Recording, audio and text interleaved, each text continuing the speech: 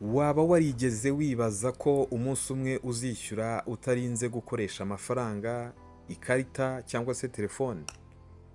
Tekereza ushyize igikumwe ku cyuma, amafaranga agahita akurwa kuri konti yawe, cyangwa se ugashyiramo isura kuri kamera, amafaranga yawe agahita ava kuri konti ukaba urishyuye.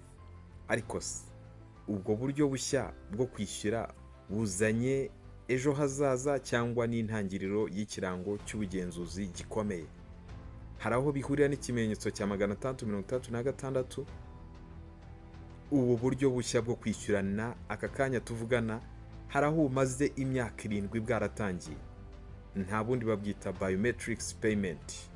Ku bari batari bazi Biometric Payment, ikaze muri iki kiganiro. Njye wabateguriye kandi ugiye kubagezaho iki kiganiro nitwa Ntacuritimana Samuel, nkaba nkoresha Sam Statidu kuri social media platforms zanjye zose. Tugwaye ikaze. Biometric Payment. Mbere yo kureba ngo Biometric Payment ni iki, ku bantu bagiye bafata pasiporo z'ikoranabuhanga bazi icyitwa Biometrics. Biometrics ni uburyo bwo gutanga ibikumwe byawe byose uko ari 5 ku kiganza cyawe. Ibyo bikumwe bigafatwa. Hakaba uburyo bwo gufata imboni z'ijisho ryawe, hakabaho uburyo bafata ijwi ryawe, hakabaho n'uburyo bwo gukusanya isura yawe. Umuntu wafashe pasiporo wese y'ikoranabuhanga ubwo buryo bwa Biometrics arabuzi.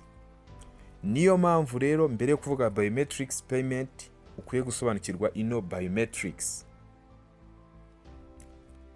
Mboneraho kwibutsa ko hari gutegurwa n'irangamuntu. Uwo mushinga waratangajwe hano mu Rwanda, hari n'ibindi bihugu batangiye kushyira no mu bikorwa umushinga wo gufata irangamuntu y'ikoranabuhanga. Iyo rangamuntu y'ikoranabuhanga kugira ngo iyibone nuko ukoresha ino Biometrics, gutanga ibyo biganza byawe, gutanga iyo mboni yawe, gutanga ijwi ryawe, gutanga isura yawe.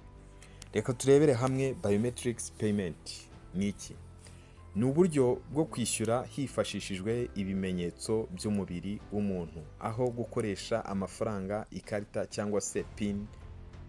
Aha hakoreshwa igikumwe, fingerprint. Ugashyiraho igikumwe ukaba urishyuye, nta gushyiraho ikarita. Hari POS machine ushyiraho igikumwe zabugenewe ukaba urishyuye. Aha kabiri ushobora gushyiraho isura, facial recognition. Isura yawe system igahita ikurura amakuru yawe na konti yawe ukaba urishyuye. Aha gatatu ijwi, voice recognition.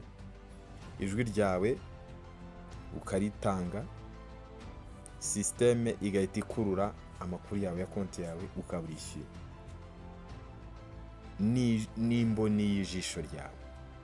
Iyo ushaka kwishyura, system ikumenya binyuze kuri ibi bimenyetso, ikagukata amafaranga ku buryo bwihuse kandi budasaba andi makuru. Aho bimaze kugera ku isi ni hehe? Muri India. Muri India niho hantu ubu buryo bukoreshwa cyane. Abaturage bishyura bakoresheje igikumwe binyuze muri Aadhaar Enabled Payment System, AEPS. Hari na za miliyoni z'abantu batagikeneye ikarita cyangwa telefone muri India. Aha kabiri ni muri China. Ikoreshwa rya facial recognition mu kwishyura ni ibisanzwe mu mujyi nka Shanghai na Beijing. Alipay na WeChat Pay bikoreshwa n'isura gusa. Muri USA na Europe, banki nka Wells Fargo yatangiye igerageza ryo kwishyura ukoresheje Biometric. Apple Pay, Samsung Pay zatangiye gutera intambwe. Muri Afrika, Nigeria, ikoreshwa rya fingerprint mu kwinjira kuri banki ryaratangiye. Ibi murabizi ko no mu Rwanda za fingerprint zikoreshwa rwose, yaba mu kwinjira mu mabanki, yaba no gutanga raporo y'uko waje ku kazi n'uko utashye, amasaha wagereye n'igihe utahiye. Muri South Africa POS zimwe zifite biometric scanner, za mashini bashyiraho amakarita zigakata amafaranga, zifite naho bashyira ibikumwe ugasikaninga amafaranga akaba yahita avaho. Kenya n'u Rwanda hari igeragezwa ku mikoranire ya mobile money n'irangamuntu ya biometric. Ibi nari nabibabwiyeho tugitangira ikiganiro. Reka turebera hamwe ibyiza bya Biometric Payment, umutekano mwinshi, icyo nicyo wabishimira. Ibikumwe ntibihimbwa nk'amakarita. Ubworoherane, nta gufata ikarita, pini cyangwa se cash. Kwirinda kwibwa, ntawe ushobora kukwiba fingerprint yawe byoroshye. Birihuta kandi kwishyura mu masegonda make. Ariko hano hari ikibazo. Ibibazo n'imbogamizi. Kwigaragaza k'umuntu ntacyo bikimaze niba systeme ibitunze.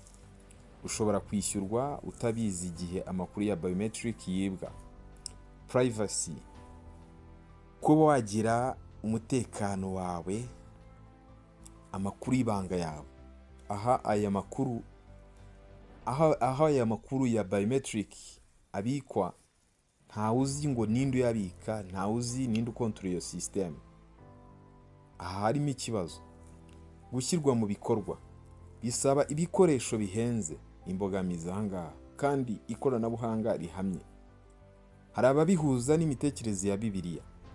Ese ibi bifitanye isano n'ikimenyetso cya 336? Hari benshi bavuga ko uko ibintu bigenda bijya ku buryo bwo kwishyura hatagikoreshwa amafaranga, hatagikoreshwa ikarita, ahubwo hakoreshejwe ibice by'umubiri nk'ibiganza, ibikumwe, imboni, isura yawe, byaba bifite ishusho isa n'iyo dusanga mu byahishuwe ibice 13 guhera ku murongo wa 16 kugera ku wa 17. Ivuga iti: kandi abategetsi bose, abato n'abakuru, abakire n'abakene, ab'umudendezo n'ab'imbata, kwiyambika ikimenyetso ku kiganza cy'iburyo cyangwa ku ruhanga, kugira ngo hatagira ugura cyangwa ugurisha keretse ufite icyo kimenyetso. Nubwo uburyo bw'ikoranabuhanga bwitezweho gutuma ubucuruzi burushaho koroshya, hari impungenge ko bishobora gufungura inzira y'ubugenzuzi rusange, mass surveillance, cyangwa guca ubwisanzure bw'abantu mu micungire y'amafaranga yabo. Umwanzuro rero ni uwuhe? Ni iterambere cyangwa ni umutekano muke? Biometric payment ni intambwe ikomeye mu ikoranabuhanga, ariko ese uzaba ukiri mu bushobozi bwo guhitamo niba wishyura cyangwa utishyura? Ese uko ushaka serivisi ntihazaba hari uwasabye igikumwe cyawe ngo ubone amafunguro? Ibyo byose ni ibibazo bikwiye kwibazwa n'abari kwinjira muri iri koranabuhanga rishya, kuko ikoranabuhanga rishobora kudufasha cyangwa kudufata rikadukumira ku bintu bimwe na bimwe. Wowe ubibona ute? Ese wishyura ukoresheje igikumwe cyaba ari intambwe ijya imbere cyangwa ni intangiriro yo kurandura ku bwisanzure bwacu? Andika igitekerezo cyawe muri comment, utubwire uko wowe waba ubyumva. Biometrics ni uburyo bwiza cyangwa wowe ubibona nk'itangiro ry'ikimenyetso cya 336? Nk'uko nabibabwiye, ni Ntakirutimana Samuel, nkaba nkoresha Samstarted kuri social media platforms zanjye zose. Imana ikomeze ibarinde, tuzasubira nakagaruka.